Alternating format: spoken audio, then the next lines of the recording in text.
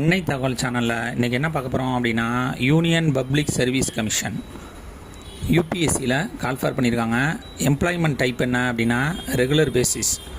மொத்தம் 1358 posting call for பண்ணியிருக்காங்க.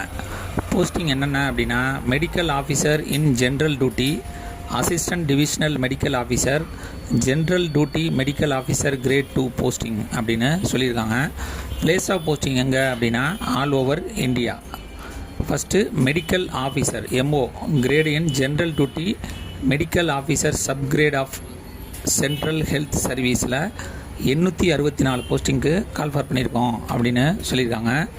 Assistant divisional medical officer ADMO in the railway, அந்த டிபார்ட்மெண்ட்டுக்கு 450 பேர் செலக்ட் பண்ணுறோம் அப்படின்னு சொல்லியிருக்காங்க. General duty medical officer ஜிடிஎம்ஓ in NDMC 14 posting call for பண்ணியிருக்காங்க. கடைசியாக general duty medical officer GDMO grade 2 in municipal corporation of Delhi 30 posting call for பண்ணியிருக்கோம் அப்படின்னு சொல்லியிருக்காங்க. இந்த எக்ஸாமுக்கு எஜுகேஷ்னல் குவாலிஃபிகேஷன் என்ன எதிர்பார்க்குறாங்க அப்படின்னா, எம்பிபிஎஸ் முடித்தவங்க இதுக்கு விண்ணப்பிக்கலாம் அப்படின்னு சொல்லியிருக்காங்க. எம்பிபிஎஸ்சில் ஹவுஸ் சர்ஜன் படிச்சுட்டு இருக்கவங்களும் விண்ணப்பிக்கலாம் அப்படின்னு சொல்லியிருக்காங்க. இதை தவிர ஃபைனல் ஸ்டூடெண்ட்டும் எக்ஸாமுக்கு கடைசி எக்ஸாமுக்கு போகிறவங்களும் இதுக்கு விண்ணப்பிக்கலாம் அப்படின்னு சொல்லியிருக்காங்க. வயது வரம்பு என்ன கொடுத்துருக்காங்க அப்படின்னா 1/8/2026 அன்றைக்கி அதிகபட்சம் 32 வயசு இருக்கிறவங்க வரலும் இதுக்கு விண்ணப்பிக்கலாம் அப்படின்னு சொல்லியிருக்காங்க. ஏஜ் ரிலாக்ஸேஷன் யார் யாருக்கெல்லாம் கொடுத்துருக்காங்க அப்படின்னா, எஸ்சி/எஸ்டி கேண்டிடேட்டாக இருந்தாங்க அப்படின்னா அவங்களுக்கு 5 இயர்ஸ் ஏஜ் ரிலாக்ஸேஷன் கொடுத்துருக்காங்க. ஓபிசி கேண்டிடேட்டாக இருந்தாங்க, நான் கிரிமி லேயரில் இருந்தாங்க அப்படின்னா அவங்களுக்கு 3 வருஷம் ஏஜ் ரிலாக்ஸேஷன் கொடுத்துருக்காங்க. ஃபிசிக்கலி சேலஞ்சு கேண்டிடேட்டாக இருந்தாங்க அப்படின்னா அவங்களுக்கு ஜென்ரல் கேட்டகரிக்கு 10 வருஷம் ஏஜ் ரிலாக்ஸேஷன் கொடுத்துருக்காங்க. ஃபிசிக்கலி சேலஞ்சு ஓபிசியில் நான் கிரிமி லேயராக இருந்தாங்க அப்படின்னா அவங்களுக்கு 13 வருஷம் ஏஜ் ரிலாக்ஸேஷன் கொடுத்துருக்காங்க.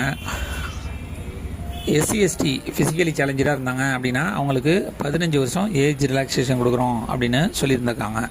கடைசியாக எக்ஸ் சர்வீஸ்மேன் கேண்டிடேட்டாக இருந்தாங்க அப்படின்னா ஆஸ் பர் கவர்மெண்ட் பாலிசி பிரகாரம் ஏஜ் ரிலாக்ஸேஷன் கொடுப்போம் அப்படின்னு சொல்லியிருக்காங்க.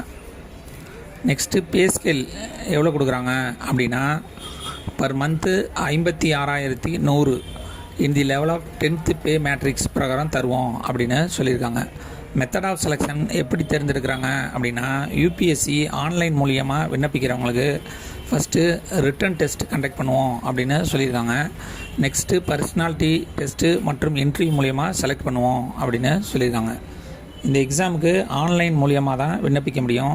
ஆன்லைன் மூலியமாக விண்ணப்பிக்கிறப்ப பெண்கள், எஸ்சி/எஸ்டி ஃபிசிக்கலி சேலஞ்சராக இருந்தாங்க அப்படின்னா அவங்களுக்கு ஆன்லைன் எக்ஸாமினேஷன் ஃபீஸு கிடையாது. அதர் கேண்டிடேட்டுக்கு 200 rupees அப்படின்னு சொல்லியிருக்காங்க. விண்ணப்பிக்க கடைசி நாள் 31/3/2026. டிஸ்கிரிப்ஷனில் லிங்க் கொடுத்துருக்கேன். விண்ணப்பித்து வெற்றி பெற்று பணியில் சேர்க. நன்றி, வணக்கம். யூபிஎஸ்சி எக்ஸாம் ஏற்கனவே எழுதினவங்க அவங்களோட யூசர் ஐடி பாஸ்வேர்டை வச்சு டேரெக்டாக விண்ணப்பிக்கலாம். புதுசாக பண்ணுறவங்க ஒன் டைம் ரிஜிஸ்ட்ரேஷன் பண்ணி அதுக்கப்புறம் தான் இது விண்ணப்பிக்க முடியும். உங்களுடைய 10th மார்க் ஷீட்லேயும் ஆதார் கார்ட்லேயும் ஒரே மாதிரி பேர் இருந்தால் மட்டும்தான் இந்த எக்ஸாமுக்கு விண்ணப்பிக்க முடியும். அதையும் பார்த்துக்கோங்க. நன்றி, வணக்கம்.